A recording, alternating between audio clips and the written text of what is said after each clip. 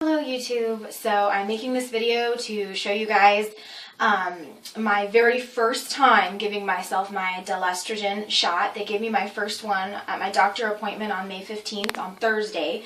They gave it to me in the office and gave me all the tips, answered all my questions and stuff. So today I'm having to give it to myself, and my husband is helping me videotape this.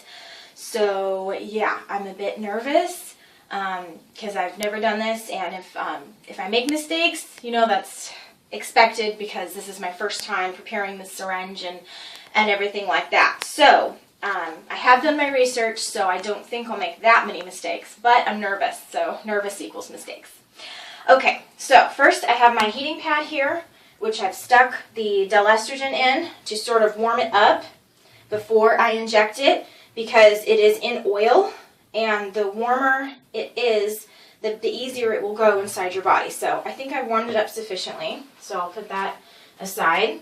And I've got everything, my alcohol swabs, my syringe, 18 gauge needle to withdraw the medication, 22 gauge needle to administer the medication, and then I have my Band-Aid and my sharps container. So, and I also have, I'm currently icing the area over here that I'm going to inject in. So, first we're going to prepare the syringe. First we have to use an alcohol swab to disinfect the top of the vial. Oh wow, this stuff did warm up pretty well. Feels nice and warm, so that's good. And my nurse told me the warmer the better, so, I mean, you don't want to make it boiling, but, you know, if it feels warm to the touch, I would say that's probably good. And you want that to dry. I'm going to open my syringe, if I can figure out how. Okay, here we go. Okay, I'm just going to stick all my trash over here. Okay. And put on, do we pull back? Okay, I'm going to pull back first and then put the needle on. You pull back the air to what your dosage is, which mine is 0.2. So I'm going to pull back to that. I'm not sure if it matters if you do that before or after you put the needle on. I did it before this time, but if any of you know whether it matters, let me know. Okay, so we have our 18 gauge needle on there, and we're going to gently pull the cap off. This thing is huge, as you can see. I'm glad I'm not poking myself with that needle, because that one is huge. So, what we're first going to do, we're going to puncture, oh gosh, I'm shaking, I'm nervous.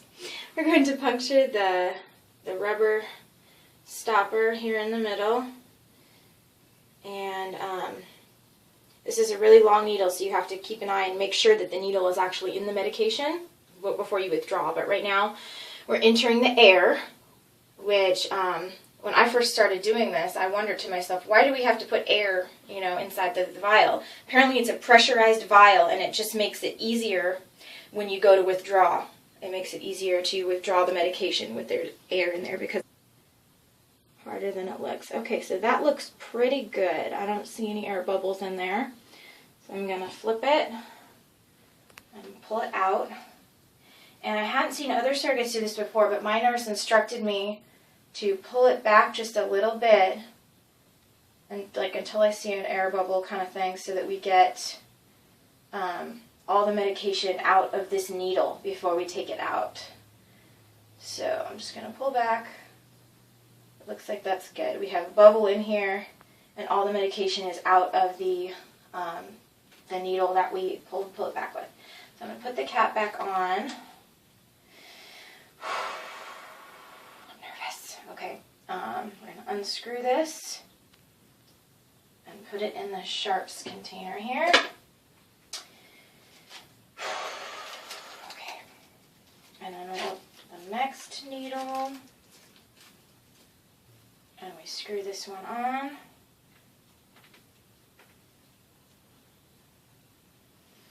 Okay. So I'm going to take the lid off. Okay. And then we're just going to try and get rid of that air bubble. So we're going to push it up just gently push the air bubble up and out. And what my nurse told me to do was just gently push until you get, and I've seen this on other videos too, until you get just a little drop of the medication to come out on the end. That way you know there's no bubbles. So I'm pushing, not hard enough apparently. Okay, there we go. We see the dot of the medication coming out the end. That way we know there's no air bubbles. We're going to put the cap back on temporarily. So that part is prepared. Okay, so I'm currently icing the area. I guess I kind of cheated a little bit and had the nurse draw me 2 little X's there on my hips. So I'm going to try and not show you guys any butt crack, but you all have one. I'm sure you've seen it before. Okay, you can see where it's all red. That's the area where I've been icing. So, okay, now my nurse told me to stand pigeon-toed with my feet going in so that my butt muscles don't contract. So that's what my particular nurse told me to do, and also to look in the mirror. So, okay.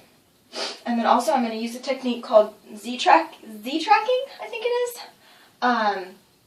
Okay, basically it's just pulling the skin tight and back so that when you inject the needle and you let the skin go, that it creates like a diagonal line instead of a straight line, so the medication is less likely to come back out. So that's how it was explained to me, but this is my first time doing this, so bear with me. We're going to disinfect the area. Now, if I pull it tight, I think it moves that X up a little bit, so I think I'm going to go just a tad lower. It seems to make logical sense that it might be a little bit below the X just because I'm pulling that skin tight. Okay, now we want to, oh, I just touched it again, didn't I? Oh, look, the ink's coming off. Haha, that's funny. You want to make sure that it fully dries, just because if you don't make sure it fully dries, then it will sting. The alcohol will hurt more. So you want to make sure that it dries as much as you can.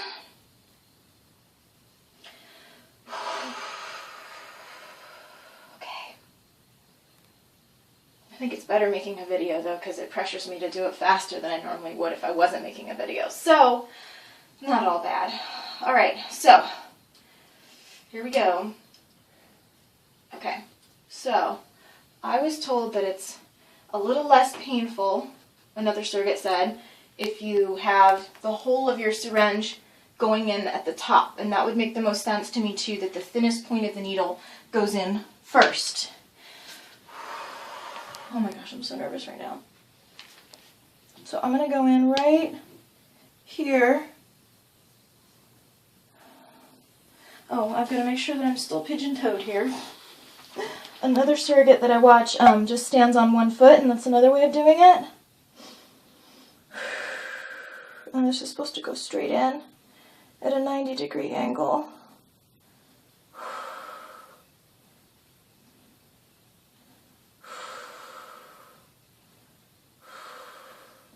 Okay, so after you have it in, just all the way in, you need to aspirate just a little bit, which is pulling back on the syringe.